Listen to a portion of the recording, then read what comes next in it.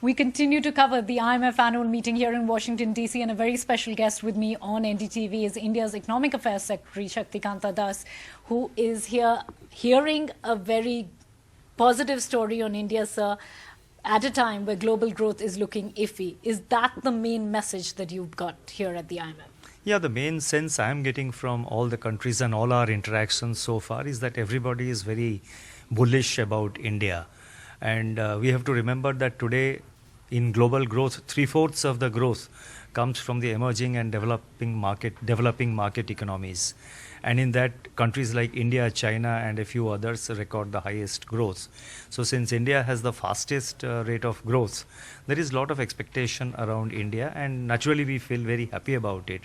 But as I always like to say that we are not complacent about it. Lot of reform measures, structural reforms and lot of other policy initiatives have been taken. But there are many more tasks to be undertaken. So there is no complacency, and we would like to continue with the reform measures and also continue to focus on implementation. I think a big global refrain and a message that I've got from directors at the IMF as well as the general business community has been our implementations of the GST, the fact that we got political consensus through. Now, how soon can this pass into the implementation phase? What will the tax structure be like? And can you give a sense of what benefits we'll get in logistics costs? You see, the GST, so far as we are concerned, we are working towards implementation from 1st April 2017. Administratively, we are ready, and it is possible, it is doable. We are working towards that. As it stands today, GST will be implemented from 1/4/2017. Now, what it achieves, GST completely changes the fiscal architecture of India. Today, you have multiple taxes. Each state is a separate jurisdiction. You have multiple taxes. You have entry tax, you have purchase tax, you have tax on tax. What GST creates is one India, one market, one tax. It also changes the fiscal architecture because it creates a kind of a balance or equilibrium, fiscal equilibrium between the center and the states. For example, take service tax. Today, service tax is levied only by the center. But under GST, the states also will have power to levy service tax. So that it creates a fiscal equilibrium between the state and the center. GST also will make Indian economy far more efficient and far more low cost. The cost of logistics will go down. For example, today movement of goods across the country, the average time taken by a truck is about, the average time that a truck takes at various checkposts is about 48 hours.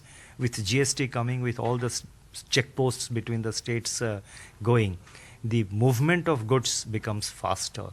So it creates fiscal equilibrium between the states. It completely transforms fiscal architecture of India.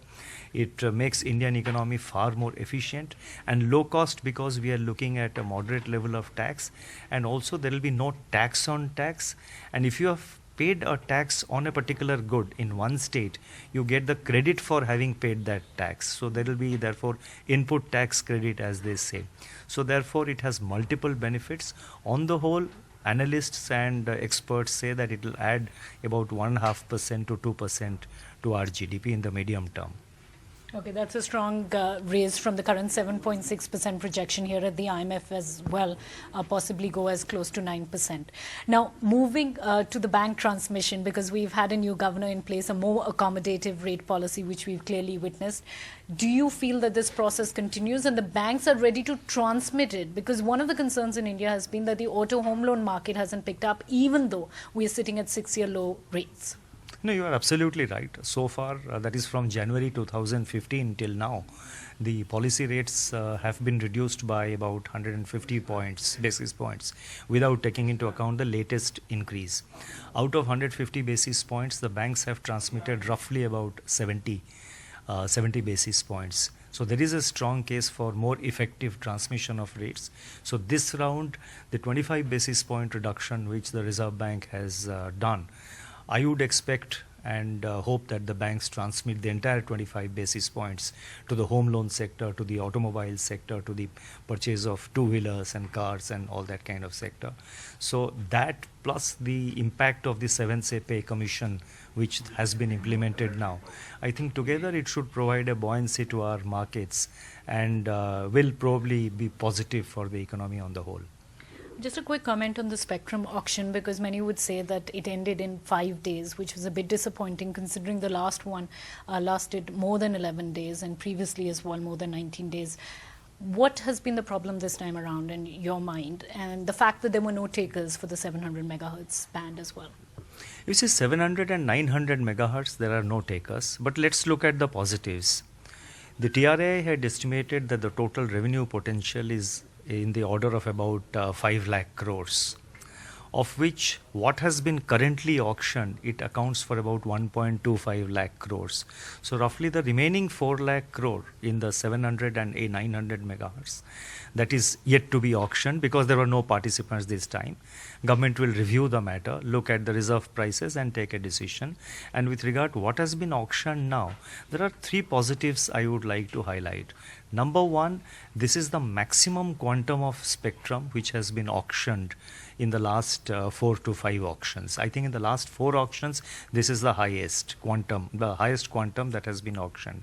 Upfront, we get 32,000 crores. Once government confirms it, the confirmation of the auction is a decision which has to be taken by the interministerial mechanism and by the government. So upfront also we are getting a large amount. And third, and the most important thing about it is that it now places the required spectrum in the hands of the operators, which will enable the operators to provide far better quality services to the customers. Now, with regard to success or failure, well, we have got 65,000 crores, 65,789 crores, if I remember correctly. That is the auction amount, as against 1.2 lakh crores, which was the reserve price that was fixed. So, broadly, I think one has to see it in the overall context of the current market. And the whole process has been done in a very transparent manner. The electronic system has worked very well.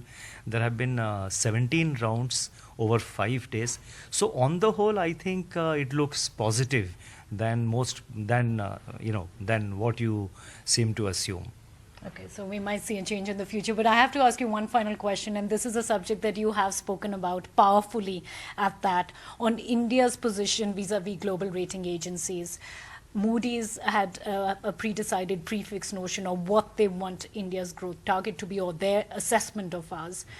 Why do you feel that people on a global basis are so fixated about a pre-decided approach to India, and what does India have to say to them? Now, look at India's growth rate today. The IMF prefers to call it the bright spot in the global economy. Both World Bank and IMF have placed India's growth in the current year at 7.6%. Although we expect to do little better than that, we expect to better 7.6, which we achieved last year. Look at the series of reform measures, the series of policy initiatives which India has undertaken. GST, which was pending for 7 to 8 years, has now been, the constitution amendment is through and the implementation is round the corner. The bankruptcy law has been enacted. The Aadhaar bill has been passed. Ease of doing business has been improved. FDI reforms have been undertaken, and today in FDI, India is the most open economy. Fiscal reforms in terms of fiscal consolidation has been done. The RBI Act has been amended, the Monetary Policy Committee has been set up, and now you have a inflation target. And I can go on and on. The list is very long. Now, with so much done, if a rating agency says that, well, I will wait and watch, then I think it raises questions about the methodology and about their conclusions. This is precisely what we are saying. How is it that we do so much and still get absolutely no weightage? And that is something which looks unacceptable.